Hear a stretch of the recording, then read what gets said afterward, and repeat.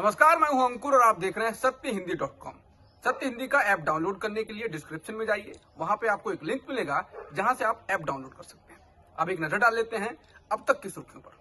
Petrol diesel की लगातार बढ़ती कीमतों के साथ ही एलपीजी गैस के सिलेंडर में भी 50 रुपए की बढ़ोतरी की गई है। अब दिल्ली में एक सिलेंडर की नई कीमत 769 रुपए होगी और ये 15 फरवरी यानी आज से लागू हो गई है। पिछले साल दिसंबर से अब तक ये तीसरी बार है जब सिलेंडर की कीमतें बढ़ाई गई हैं। 1 दिसंबर 2020 को भी सिलेंडर में 50 रुपए, 16 दिसंबर को भी 50 रुपए बढ़ाए गए थे। उससे पहले जुलाई 2020 से 1 दिसंबर 2020 तक सिलेंडर की कीमत 594 रुपए थी। वहीं पिछले साल मई से अब तक कई उपभोक्ताओं को उन्हें सिलेंडर पर मिलने वाली सब्सिडी भी नहीं मिली है। 15 फरवरी को लगातार 7वें दिन महानगरों में पेट्रोल और डीजल की कीमतों में बढ़ोतरी की गई है। ये बढ़ोतरी 26 से 32 पैसे के बीच रही। दिल्ली में सोमवार को पेट्रोल की कीमत में 26 पैसे की बढ़ोतरी हुई और ये 88.99 रुपए प्रति लीटर पर बिका, जबकि डीजल की कीमत 79.35 रुपए प्रति लीटर रही। मुंबई में पेट्रोल की कीमत 95.46 रुपए प्रति लीटर रही, जबकि डीजल 86.35 रुपए प्रति लीटर बिका। वहीं महाराष्ट्र के परभणी में रविवार को पेट्रोल की कीमत 100 रुपए प्रति लीटर पहुंच गई। भोपाल में भी कुछ दिन पहले पेट्रोल की कीमत 100 रुपए प्रति लीटर तक पहुंच गई है। ऐसे समय जब कृषि कानूनों के खिलाफ बीते 2.5 महीने से किसान आंदोलन चल रहा है और सरकार उनकी मांगें नहीं मान रही है, हरियाणा के कृषि मंत्री ने बेहद संवेदनहीन टिप्पणी की है। जेपी दलाल ने आंदोलन के दौरान मारे गए किसानों के बारे में कहा कि वे अपनी इच्छा से मर रहे हैं और वे घर में भी होते तो भी मारे जाते। इस टिप्पणी पर तीखी प्रतिक्रिया होने के बाद उन्होंने माफी मांग ली है। हरियाणा के कृषि मंत्री ने शनिवार को कहा, यदि वे घर में ही रहे होते तो क्या नहीं मरते? वे घर में भी रहे होते तो भी मारे ही जाते। क्या 1 से 2 लाख लोगों में से 200 लोग 6 महीने में नहीं मरते हैं? बाद में उन्होंने मुस्कुराते हुए कहा, कोई दिल का दौरा पड़ने से मर रहा है तो कोई बीमार होकर। वे अपनी मर्जी से मर रहे हैं। उनके प्रति मुझे गहरी सहानुभूति है। और उनकी इस टिप्पणी पर वहां मौजूद लोग ठहाका लगाने लगे। किसान आंदोलन के समर्थन में टूल किट शेयर करने की वजह से बेंगलुरु की एक 21 साल की छात्रा को गिरफ्तार कर लिया गया है। दिल्ली पुलिस ने पर्यावरण कार्यकर्ता ग्रेटा थनबर्ग के टूल किट को शेयर करने के आरोप में माउंट कार्मेल कॉलेज की दिशा रवि को गिरफ्तार किया है।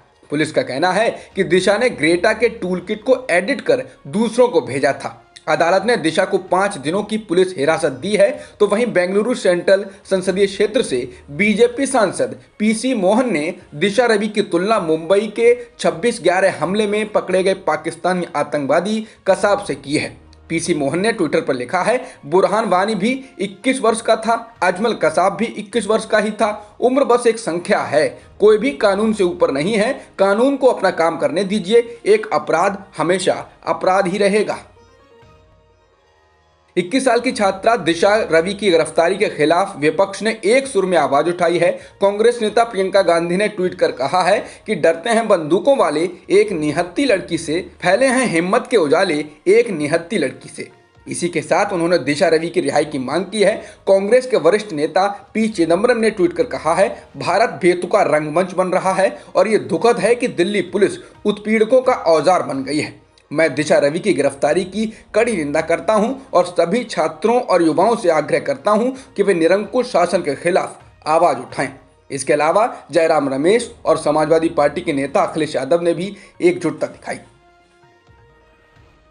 कृषि कानूनों के मसले पर कांग्रेस अब किसानों के बीच जा रही है। इसी क्रम में आज कांग्रेस महासचिव प्रियंका गांधी वाड्रा एक बार फिर उत्तर प्रदेश के दौरे पर रहेंगी और किसान महापंचायत में हिस्सा लेंगी। प्रियंका गांधी सोमवार को पश्चिमी यूपी के बिजनौर में होंगी। पिछले कुछ दिनों में ही प्रियंका का ये दूसरा पश्चिमी यूपी का दौरा होगा। इससे पहले प्रियंका ने सहारनपुर में किसान महापंचायत की थी। तो वहीं ट्रैक्टर परेड में जान गंवाने वाले किसान नवरीत के परिजनों से भी मिलने रामपुर गई थी। वहीं राहुल गांधी ने राजस्थान में 2 दिन के दौरे पर कई किसान महापंचायतें की।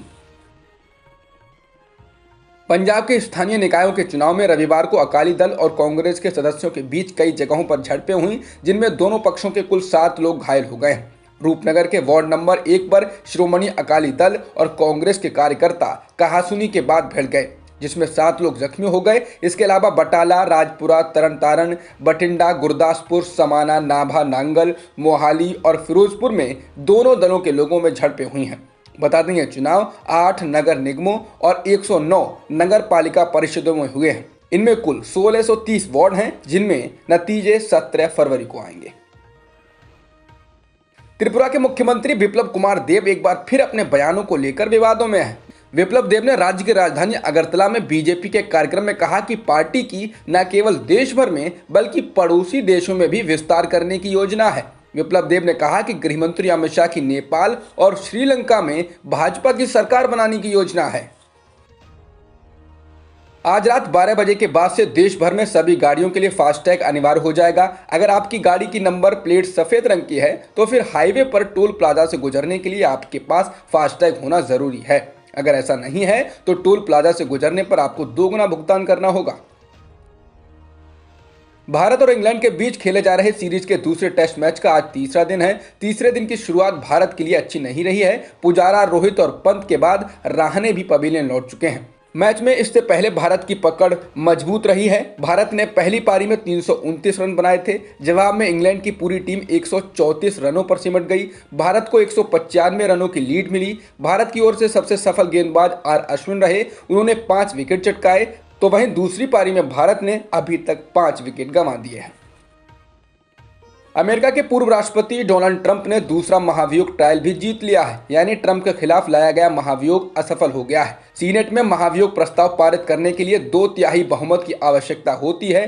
रिपब्लिकन और डेमोक्रेट सांसदों की संख्या बराबर है। इस स्थिति में कुछ रिपब्लिकन सीनेटर के महाभियोग के पक्ष में मतदान करने के बावजूद महाभियोग पारित नहीं हुआ। डेमोक्रेट्स पूर्व राष्ट्रपति ट्रंप को हटाने के लिए सीनेट में 67 मतों के बजाय 57 मत ही जुटा सके और नतीजा यह है कि 2/3 बहुमत नहीं मिलने से कैपिटल हिल हिंसा के आरोप से ट्रंप बरी हो गए। अब तक की खबरों में इतना ही। बाकी खबरों के लिए बने रहिए सत्यहिंदी.com के साथ। सत्य हिंदी का ऐप डाउनलोड करें गूगल प्ले स्टोर पर।